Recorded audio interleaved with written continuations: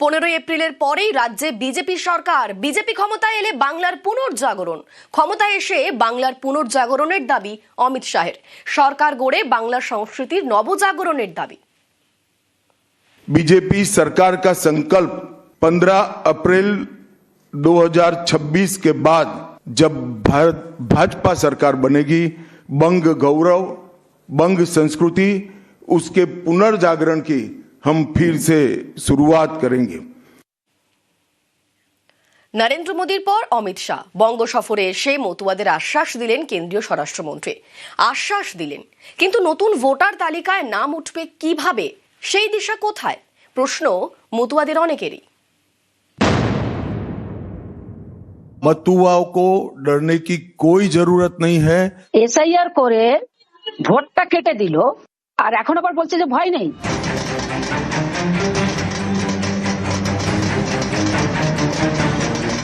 আগামী বছর বিধানসভা নির্বাচনে কি মতুয়ারা ভোট দিতে পারবেন?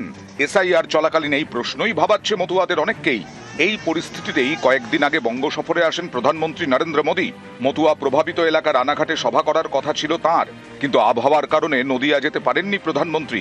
কলকাতা বিমানবন্দর থেকে ভার্চুয়াল ভাষণ দেন, কিন্তু সেই ভাষণে মতুয়াদের কথা ছিল না। বাংলা থেকে ফিরে যাওয়ার পর সোশ্যাল মিডিয়ায় পোস্ট করে নরেন্দ্র মোদী লেখেন, প্রত্যেক মতুয়া এবং নমশূদ্র পরিবারকে আশ্বাস দিচ্ছি, তাদের সেবা করব। তাঁরা তৃণমূলের অনুগ্রহে এখানে নেই। তাঁরা সিএএ এর মাধ্যমে সম্মানের সঙ্গে ভারতে বসবাসের অধিকার পেয়েছেন। পশ্চিমবঙ্গে বিজেপির সরকার এলে মতুয়াদের জন্য আরও বেশি করে কাজ করবে। মোদী মতুয়াদের আশ্বাস দিলেও অনেকেই অভিযোগ করেন, মতুয়াদের নাম কিভাবে ভোটার তালিকায় রাখা যাবে তার কোনো দিশা প্রধানমন্ত্রীর কথায় মেলেনি। প্রধানমন্ত্রী নরেন্দ্র মোদীর পর বাংলায় এবার কেন্দ্রীয় স্বরাষ্ট্রমন্ত্রী অমিত শাহ।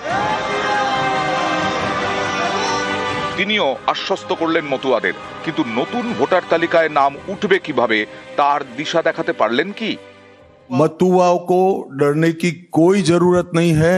ये भारतीय जनता पार्टी का वादा है। जो शरणार्थी बंगाल में आए हैं वो भारत के नागरिक है, इनका कोई नुकसान नहीं कर सकता, ममता बनर्जी भी नहीं कर सकती। এসআইআর করে ভোটটা কেটে দিল, আর এখন আবার বলছে যে ভয় নেই। তার মানে গরুটারে মেরে দিয়ে জুতো দান করলো।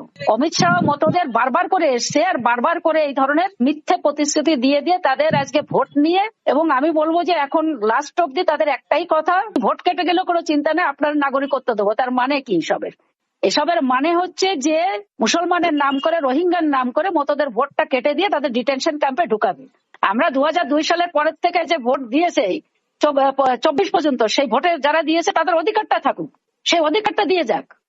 তবে তো আমরা মনে করবো যে না, মতুয়াদের জন্য উনি সঠিক কাজ করেছেন। চিঠি করে ডেকেছে এবং তাদেরকে নতুন করে প্রমাণ দিতে হচ্ছে তারা কোথা থেকে কিভাবে কি করবে। সত্যি ওরা ভীত, সন্ত্রস্ত এবং আতঙ্কিত। তো আমরা মৌখিক আশ্বস্ত চাইছি না, আমরা চাইছি সাংবিধানিকভাবে লিখিতভাবে কোনো প্রতিশ্রুতি দিক যে এদের কোনো সমস্যা হবে না। শুধু আতঙ্কিত বলা ভুল, মানে এদের ঘুম নেই এখন মানে সুইসাইড করার মতো পরিস্থিতি এসে দাঁড়িয়েছে। নিউজ 18 বাংলা।